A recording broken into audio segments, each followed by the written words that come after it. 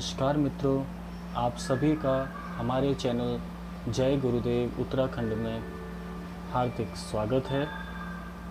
मित्रों, आज का विषय हमारा ईश्वरीय शक्ति के ऊपर है। आज आप सभी लोगों को ईश्वरीय शक्ति के बारे में जानकारी हासिल होगी और आप ईश्वरीय शक्ति के विषय में महत्वपूर्ण तथ्यों को जान पाएंगे।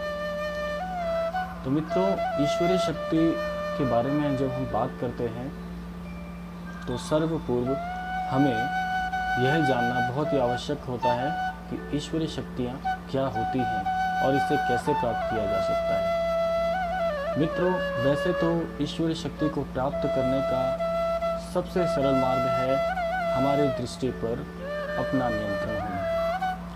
जैसा कि हमारे शास्त्रों में भी ये बातें लिखित हैं और प्रमाणित तौर पर कही गई हैं कि जैसी दृष्टि वैसी सृष्टि। जी हाँ मित्रों, जैसी दृष्टि वैसी सृष्टि। इसका आशय बहुत ही सरल है और आसानी से समझा जा सकता है, लेकिन इस वाक्य में बहुत ही गूढ़ता भी है, जिसे समझने के लिए हमें इस विषय को थोड़ा गहराई से समझना आवश्यक होगा।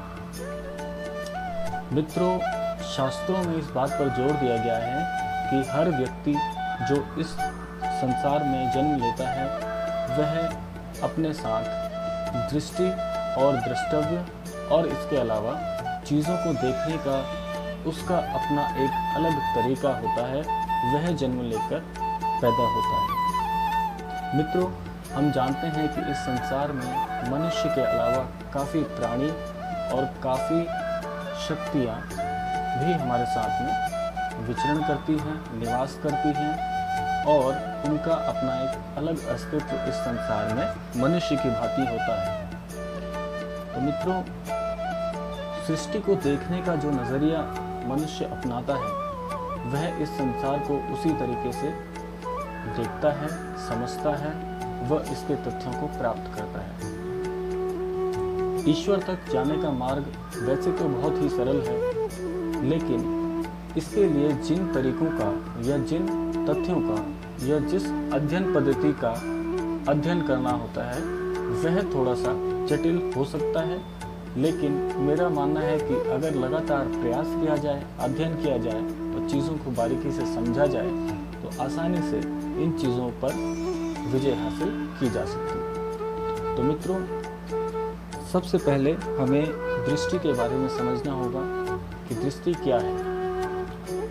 मित्रों, जैसे कि हम किसी भी वस्तु को देखते हैं तो हमारी दृष्टि जो है वो उसमें बहुत ही मदद करती है हमारी, क्योंकि दृष्टि के द्वारा ही हम इस संसार को देख पाते हैं। लेकिन दृष्टि का एक कार्य यह भी होता है कि जिस वस्तु को हम अपनी आँखों से देख रहे हैं उसे हम पहचान पाते हैं, समझ पाते हैं और हम यह कयास लगा सकते हैं कि ये वस्तु किस कार्य में आती होगी। तो दृष्टि केवल देखने के लिए ही नहीं बल्कि देखी हुई चीज़ों को समझने के लिए भी होती है। लेकिन आध्यात्म में दृष्टि का अलग एक महत्व होता है कि हम जिस चीज़ को देखते हैं उस चीज़ को हम गहराई से समझते भी हैं और इसी गहराई से समझने की जो कला है वही दृष्टि को और भी ज़्यादा स्वच्छ, और भी ज़्यादा पवित्र और भी ज़्यादा कारगर बनाती है। तो मित्रों, जैसा कि हमने अभी दृष्टि के बारे में समझा है, उसी से हमें ईश्वरीय शक्तियों के बारे में जानकारी मिल पाएगी।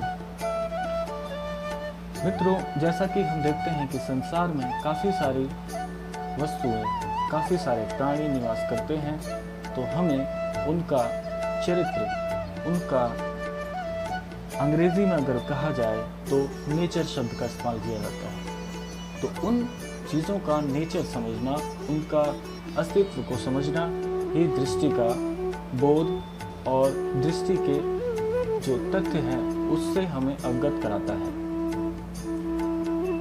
मित्रों, ईश्वर को प्राप्त करने का सबसे सरल मार्ग है कि अपनी दृष्टि में समान भाव को बनाना और सभी के लिए एक समान भाव का होना। दोस्तों, हमें हर प्राणी के साथ समान भाव रखना चाहिए, चाहे परिस्थितियाँ कैसी भी हो, क्योंकि परिस्थितियाँ सदैव गतिशील होती हैं और संसार में प्रत्येक वस्तु जो है वह गति से संबंधित होती है, परिवर्तन से संबंधित होती है।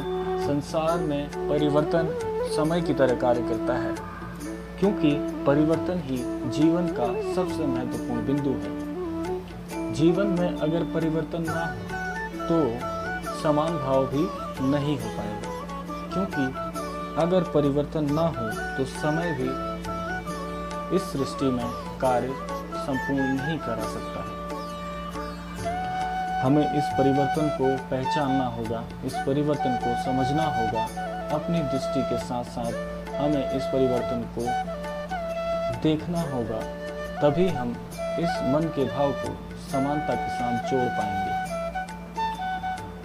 दोस्तों, समानता का भाव यदि हम अपनी दृष्टि में जागृत कर सकते हैं या जागृत करने के लिए प्रयास कर सकते हैं, तो यह सृष्टि हमें बहुत ही सरल, बहुत ही सहज दिखनी शुरू हो जाएगी।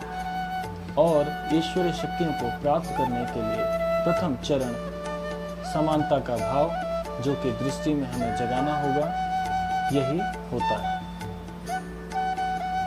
दृष्टि में यदि समानता का भाव जागृत हो जाए, उसके बाद आपका वस्तुओं को, प्राणियों को और इस सृष्टि से जुड़ी सभी चीज़ों को देखने का नज़रिया बिल्कुल बदल जाएगा। और यह नज़रिया बदलना आवश्यक भी है, क्योंकि तभी हम इस सृष्टि के चमत्कारों से अवगत हो पाएंगे। दोस्तों, इस सृष्टि को जब हम खुली निगाह से दूर तक देखते हैं तो हमें यह एक जादुई घर की तरह दिखाई देती है, क्योंकि यहाँ पर पल पल कुछ न कुछ परिवर्तन होता ही रहता है। अगर आप एक वृक्ष को देखते हैं, अगर आप एक वृक्ष को काफ़ी समय से निहारें या देखें, तो आप पाएंगे कि उस वृक्ष में भी पल पल परिवर्तन हो रहे हैं। कुछ दिन पहले आप जिस वृक्ष को देख रहे थे, उस पर अभी हरी पत्तियां आपको दिख रही थी, लेकिन कुछ दिनों बाद ही जब आप देखें तो उन पत्तियों की संरचनाओं में, उन डालियों में और उस वृक्ष के फलों में भी परिवर्तन आप बहुत ही आसानी से देख सकते हैं। यदि उस वृक्ष पर लगा हुआ फल आज हरा है, तो कुछ समय बाद आप उसे भरा पूरा और पका हुआ पाते हैं। तो दोस्तों, यह परिवर्तन के कारण ही संभव हो पाया है, क्योंकि उस वृक्ष के पत्तों में, पुष्पों में और उसके फलों में ईश्वरीय शक्तियाँ निरंतर कार्य कर रही हैं। तो यह जो वृक्ष है, उस वृक्ष को अगर आप अपनी जगह रख कर देखें, तो आप भी पल पल परिवर्तन के साथ इस सृष्टि में विचरण कर रहे हैं। और यही मनोदशा जो है हमारे जीवन पर भी हो रही है। इस वृक्ष के उदाहरण के साथ मैंने आपको यह समझाने का प्रयास किया है कि इस वृक्ष की भांति मनुष्य का मन भी होता है, जो पल पल परिवर्तन के साथ निर्वाहित हो रहा है, लेकिन हम इसे अपनी दृष्टि से देख नहीं पा रहे हैं। दोस्तों, मेरे कहने का आशय यही है कि आप इस परिवर्तन को महसूस करें, इस परिवर्तन को पहचानें, अपने जीवन में कुछ पल अपने लिए निकालें और इस जीवन को समझने का प्रयास करें। मेरा यह मानना है कि अगर आप कुछ पल भी, कुछ समय अपने जीवन को और गतिविधियों से हटाकर कुछ समय अपने जीवन के लिए निकालें और अपने जीवन पर अपनी ही दृष्टि डालें, तो दोस्तों, आप इस परिवर्तन को बहुत ही सहजता से, सरलता से महसूस कर पाएंगे और आप मेरी बात का आशय समझ पाएंगे कि यह परिवर्तन किस विषय में मैं आपसे चर्चा कर रहा हूँ। दोस्तों, ईश्वरीय ज्ञान समझने के लिए आपको, जैसा मैंने आपको पूर्व में भी बताया, कि आपको अपनी दृष्टि के लिए कार्यान्वित रहना है, इस पर कार्य करना है और अपनी दृष्टि को समान भाव के साथ लेकर जाना है। दोस्तों, आपकी दृष्टि में समानता का भाव जितना जल्द ही आ जाएगा, आप ईश्वरीय शक्तियों को अपनी नम निगाहों से आसानी से देख पाएंगे, क्योंकि दृष्टि जो है वह संसार को तो दिखाती ही है। एक मनुष्य के लिए दृष्टि सबसे महत्वपूर्ण कार्य करती है। उस मनुष्य के अंग का सबसे महत्वपूर्ण हिस्सा दृष्टि ही होती है। तो आपको आपकी दृष्टि के लिए यह सफल कार्य करने ही होंगे अगर आप ईश्वरीय शक्तियों को जानना चाहते हैं। तो दोस्तों, आज के लिए ईश्वरीय शक्ति पर मेरा इतना ही कहना है। अगले अध्याय में आपके साथ फिर से इस विषय पर चर्चा करेंगे। तब तक के लिए आप अपना ख्याल रखिए, अपने परिवार का ख्याल रखिए और जल्द ही आपके साथ दूसरा अध्याय लेकर हम फिर लौटेंगे। आपका बहुत बहुत धन्यवाद। जय गुरुदेव उत्तराखंड में आपका सादर आभार। धन्यवाद।